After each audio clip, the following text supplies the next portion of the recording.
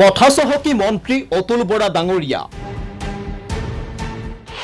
আপোনাৰ ব্যাগুম কৃষি বিভাগত কি ঘটিছে এবাৰ খবৰ ল'বলৈ আহৰি আপোনাৰ হ'বনে? দুৰ্নীতিৰ সদাগৰ জীৱন কৃষ্ণ বিশ্বাসৰ হাতত কোনে তুলি দিলে আলাউদ্দিনৰ চাকি? ৰাজ্যৰ ব্যাগুম কৃষি বিভাগটো ক্ৰমশঃ ঠিকাদাৰৰ বিভাগত পৰিণত হৈছে নেকি বাৰু? কৃষিমন্ত্ৰী অতুল বৰাৰ নিৰ্বিকাৰ ভূমিকাৰ বাবেই বিভাগত দুৰ্নীতিৰ জাল মেলি দিছে একাংশ ঘোষখোৰ বিষয়াই। কমিছনখোৰ এইসকল কৃষি বিষয়াই ঠিকাদাৰৰ সৈতে হাত মিলাই বিভাগত লুটৰাজ চলোৱাৰ গুৰুতৰ অভিযোগ উত্থাপিত হৈছে। এগৰাকী পৰিসংখ্যাকিক বিভাগৰ সাধাৰণ কৰ্মচাৰী হৈ এইগৰাকী বিতৰ্কিত জীৱন কৃষ্ণ বিশ্বাসে কেনেকৈ ক্ষমতাসীন হৈছিল অসম বীজ নিগমৰ মহাপ্ৰবন্ধকৰ দৰে গুৰুত্বপূৰ্ণ পদত? কোন ঠিকাদাৰৰ স্বাৰ্থত বিভাগত কাম কৰে জীৱন বিশ্বাসে?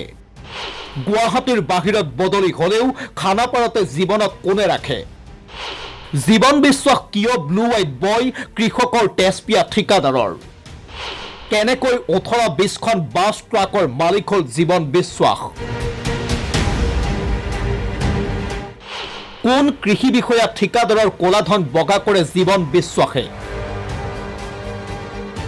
কৃষি বিভাগত দুৰ্নীতিৰ পহাৰ মেলা এইগৰাকী ঘোষখোৰ জীৱন কৃষ্ণ বিশ্বাসৰ আয়তকৈ সামঞ্জস্যহীন সম্পত্তিৰ বিৰুদ্ধে মুখ্যমন্ত্ৰীৰ তদাৰকী কোষে তদন্ত কৰিলেই জালত পৰিব জীৱন বিশ্বাসসহ বহুতো ৰৌ বৰালী।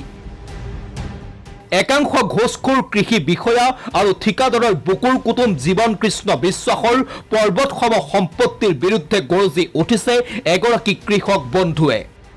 কৃষি বিভাগৰ জীৱন কৃষ্ণ বিশ্বাস নামৰ যিজন পৰিসংখ্যা বিভাগৰ কৰ্মচাৰী, তেখেতে কি যাদুৰে তেওঁ 30-40খনকৈ বাছ ট্ৰাক মানে তেওঁৰ নিজৰ হাতত আনিব পাৰিছে, তেওঁ নিজৰ কৰিব পাৰিছে। এই যাদুমন্ত্ৰটো মই ভাবোঁ যে অসমীয়া যুৱকসকলক তেওঁ শিকাই দিব লাগে। জীৱন কৃষ্ণ বিশ্বাসে যিবোৰ গাড়ী ক্ৰয় কৰিছে, বাছ ট্ৰাক যিবোৰ আল্ট্ৰা বাছ ক্ৰয় কৰিছে, দেৱলিনা নামৰ যিবোৰ বাছ, মই ভাবোঁ যে এই বাছবোৰ তেওঁ ক্ৰয় কৰাৰ মূল কাৰণটোৱে হৈছে ক'লা ধন বগা কৰা।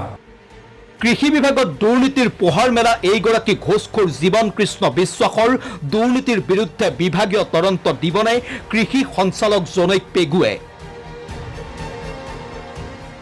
অসম বীজ নিগমত বক্ৰপথৰে মহাপ্ৰবন্ধক হোৱা বিশ্বাসৰ চৰকাৰী নীতি নিয়ম উলংঘনৰ বিৰুদ্ধে মৌন কিয় বীজ নিগমৰ পৰিচালন সঞ্চালক বিপুল দাস ডাঙৰীয়া?